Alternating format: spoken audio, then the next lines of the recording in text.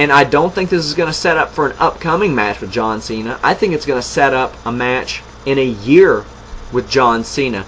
They're going to be in Miami next year, the hometown of The Rock. This could be a passing the torch situation, much like Hogan Rock, much like Andre Hogan.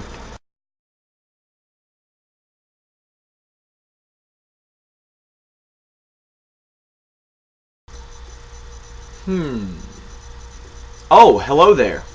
I'm Sean Sapp, the mixed martial arts and UFC columnist for OneWrestling.com. You were just watching me accurately predict the main event for WrestleMania 28, as well as the outcome for last week's WrestleMania 27 main event. There are many people that are upset about the John Cena Rock match not happening until next WrestleMania. Personally, I think it's a great decision. The crowd was upset. They booed the announcement. If any of the fans thought they were going to give that match away on Monday Night Raw, they're out of their minds. John Cena and The Rock at WrestleMania 28 is a great thing. The WWE still has 1 year to advertise this match. The WWE still has 1 year for fans to advertise by word of mouth, saying, WrestleMania 28, The Rock's coming back. He's going to face John Cena.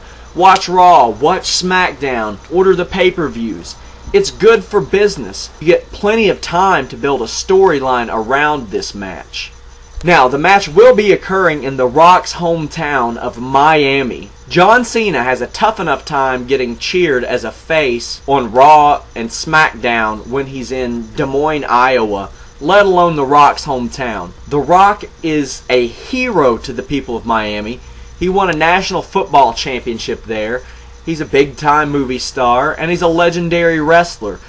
The Rock, regardless, is going to be the fan favorite there. What I wouldn't mind seeing, John Cena goes on a losing streak against some mid-card talent, some Kofi Kingstons, Evan Bournes, because The Rock has gotten in his head. Obviously, they would need to supplement this with some great promos by The Rock getting into the head of John Cena. But as this losing streak progresses, John Cena gets visibly angry, emotional, and starts doing underhanded things to win these matches. Week by week, it becomes apparent to Cena's opponents, the fans, the announcers, and everybody that The Rock is in Cena's head, and now he's barely escaping by the skin of his teeth against talent that he used to crush, and it's driving Cena nuts. Because of this, he's doing those underhanded things to win the match, but in the back of his mind, he knows that The Rock looms overhead at WrestleMania. If he can't beat this mid-card talent, how does he beat The Rock? In the months leading up to WrestleMania, I'd say about 6-7 weeks out, he starts destroying talent.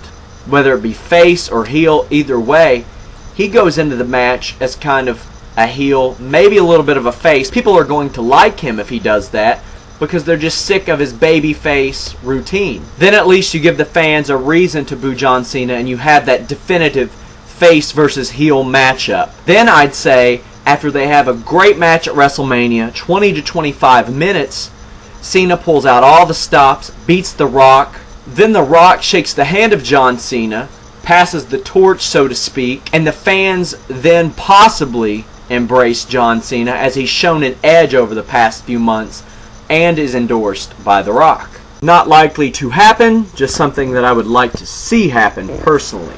Unfortunately, I've been backed up with some work this week, so I didn't get to make a video regarding my favorite WrestleMania moment from this year. I would have to say that the United States title match between Sheamus and Daniel Bryan was my favorite WrestleMania moment.